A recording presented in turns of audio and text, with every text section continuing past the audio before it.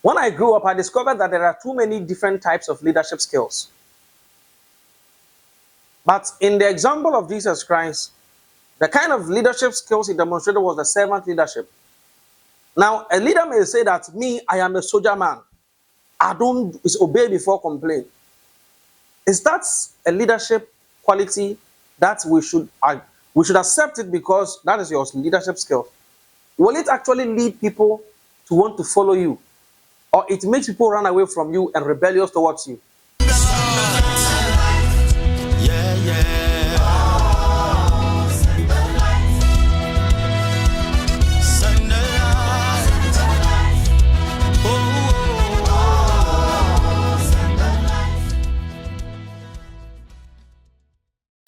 Well, in our conversation today, we continue from last week's lesson about leadership. In last week's lesson, we looked at the leadership of Joshua and Moses. Sometimes we think that when we are more tough on people, we will get people to obey. Getting people to do what you want them to do to somebody, that's a sign of leadership. What is the role of a leader in your life? Is it to make your life better or to actually worsen your situation? In today's lesson, we are discussing the task of political leadership. What is the purpose of political leaders? Are they in the position to make their lives better or to make the lives of the people for whom they are in that position better?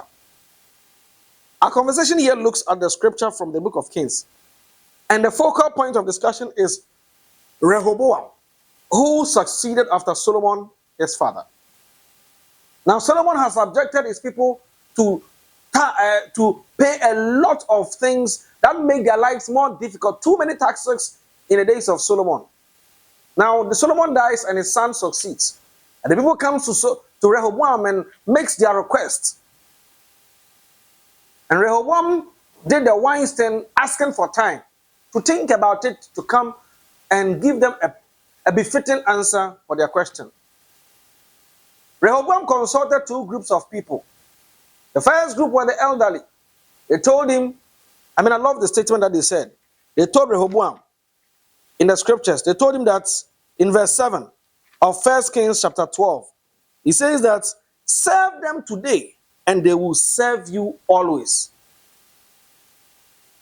Rehoboam consulted the second group, his peers, and they told him, you must show them that you are the man in charge.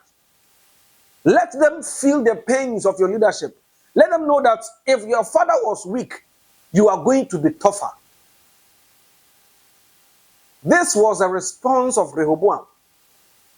He took his response from his peers. Now somebody is saying that the problem of Rehoboam was that he could not listen to one counsel. Well, the Bible has said that in a multitude of counsel there is safety. Does that mean that consult anybody just because in multitude of counsel there is safety? We cannot presume that as the yardstick for leadership. The leader is meant to listen to the plea of his people and make their lives better. What is the point of a political leader if you cannot make the lives of the people you are leading better? What happens when the political leader prospers more than his followers? When you are the king of the people.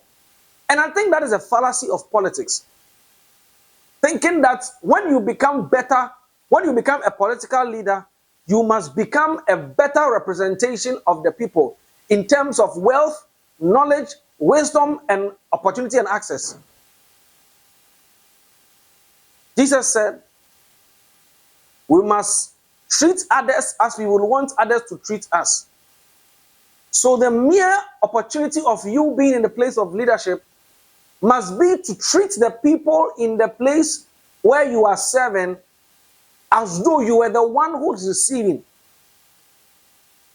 Wisdom must be applied in the task of political leadership.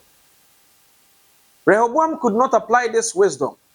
So he lost his throne right in the days of his living. He lost 10 tribes of Israel and was left with one. He lost all of them. It was left with only his tribe.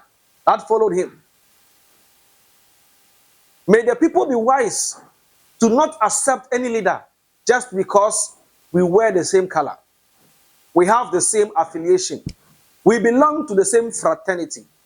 Leadership has nothing to do with fraternity. Let us be serious. Leadership is a big deal. And let's treat it as serious as it must be treated. God bless you for listening to Sunday School. We shall meet again in the next lesson.